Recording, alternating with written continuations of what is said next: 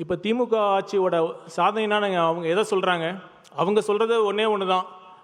CM போனாலும் சரி, deputy CM போனாலும் சரி, எந்த மினிஸ்டர் எம்எல்ஏ இப்போ எந்த கூட்டத்துக்கு போனாலும், அம்மா உங்களுக்கு 1000 ரூபா வருதா,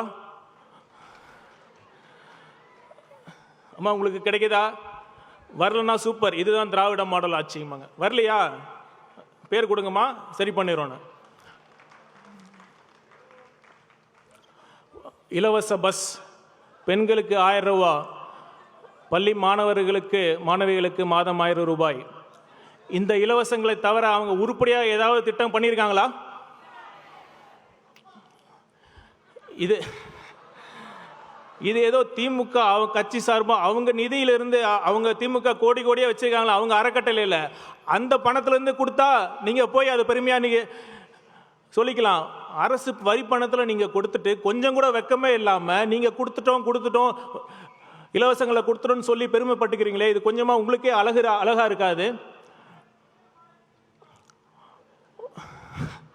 ஒரு கட்சி பெண்களுக்கு மாதம் 1000 ரூபா தரேன்னு சொல்கிறாங்க, இன்னொரு கட்சி மாதம் 2000 ரூபான்னு சொல்கிறாங்க. இதுக்கு எங்கே முடிவு? இப்போ சமீபத்தில் பார்த்தீங்கன்னா பீகார் எலெக்ஷன் அப்போ அரசாங்கமே 10,000 ரூபாய் அவன் அக்கௌண்ட்டில் போட்டிருக்காங்க. மக்கள் நம்ம நல்லா சிந்திக்கணும்.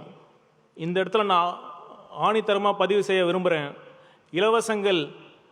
இலவசங்கள் யார் யாருக்கு தேவையோ கண்டிப்பாக அவர்களுக்கு கொடுப்பது ஒரு அரசாங்கத்தின் கடமை. ஆனால் இதை வைத்து அரசியல் செய்வது ஜனநாயகத்திற்கு பெரிய அச்சுறுத்தலாக இருக்கும். இதற்கு ஒரு தீர்வு என்ன? இலவசங்களுக்காக ஒரு ஆணையம் அமைக்கலாம்.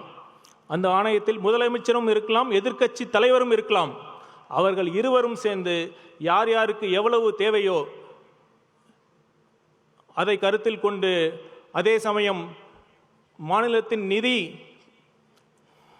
நிதி வலிமையும் கருத்தில் கொண்டு அவர்களுக்கு போதிய நிதி உதவியை அளிக்கலாம். இதை வைத்து தயவு செய்து அரசியல் படுத்தி உதவி பெறும் மக்களை கொச்சைப்படுத்தாதீர்கள்.